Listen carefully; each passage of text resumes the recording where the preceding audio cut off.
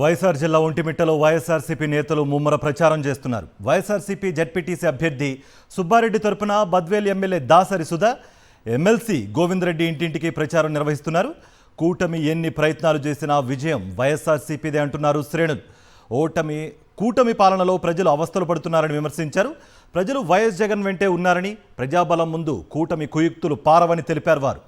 ZPTC ఉప ఎన్నికలో భాగంగా ఒంటిమిట్టలోని సి కొత్తపల్లి పంచాయతీలో గ్రామ పరిధిలో మేమందరం కూడా వైసీపీ పార్టీ అభ్యర్థి అయిన ఇరగంరెడ్డి సుబ్బారెడ్డి అన్న గారిని బలపరుస్తూ బద్వేల్ కాన్స్టిట్యున్సీ నుంచి మేము గోవిందరెడ్డి సార్ నాయకత్వంలో ఈరోజు ప్రచారం నిర్వహించడం జరిగింది. ఇక్కడ ఓటర్ మహాశయులందరినీ కూడా మేము రిక్వెస్ట్ చేయటం ఏంటంటే, గత 2 సార్లు కూడా ఇక్కడ వైసీపీ పార్టీని మీరు గెలిపించారు. ఈ 3వ దఫా కూడా, ఎందుకంటే 19 నుంచి 24 వరకు జగన్ అన్న ఎంత నిష్పక్షపాతంగా సంక్షేమ పథకాలను కానీ అన్నీ కూడా ఇవ్వడం జరిగింది. అవన్నీ కూడా గుర్తుపెట్టుకోండి. ఇప్పుడు 14 నెలల కాలంలో రాష్ట్రంలో 2 లక్షల కోట్ల అప్పు చేసిన ఈ ప్రభుత్వం ఇంతవరకు సంక్షేమ పథకాల విషయాల్లో కూడా ఎంత మాత్రము అంటే తూతూ మంత్రంగా చేస్తున్న విషయం కూడా మనం అందరం చూస్తున్నాం. ఈ ఉప ఎన్నికలో ఒకటే చెప్తున్నాం, ఈ కూటమి ప్రభుత్వం దాదాపు 14 నెలలు అయింది వచ్చి, ఏ విధంగా ప్రజా వ్యతిరేక కార్యక్రమాలు ఏ విధంగా జరుగుతున్నాయి, ప్రజలకు ఎక్కడ కూడా ఏమీ మేలు జరగడం లేదు. కాబట్టి ప్రజలందరూ కూడా ఎక్కడ మేము అడిగినా కూడా విసిగి వేసారి మళ్ళీ జగనన్న లాంటి ప్రభుత్వం మాకు రావాలి అనేటువంటిదే వ్యక్తపరుస్తున్నారు.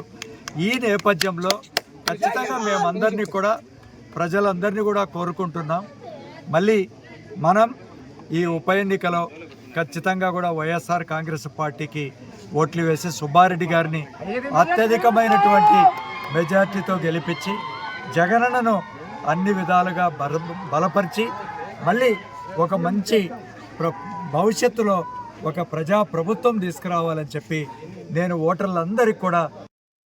ఒంటిమిట్ట జెడ్పీటీసీ ఎన్నికల్లో వైఎస్ఆర్ కాంగ్రెస్ పార్టీ అభ్యర్థి తరఫున జగన్మోహన్ రెడ్డి ఆదేశాల మేరకు ఇక్కడ పోటీ చేయడం అనేది, ఈ జెడ్పీటీసీ ఎన్నికలు మేము ఈ మండలంలో 3వసారి పోటీ చేస్తున్నాం. గతంలో 2 సార్లు మంచి మెజార్టీ ఇచ్చారు మా మండల ప్రజలు. 3వసారి కూడా మంచి మెజార్టీతో గెలిపిస్తారని ఆశిస్తూ వాళ్ళందరికీ ధన్యవాదాలు తెలుపుకుంటూ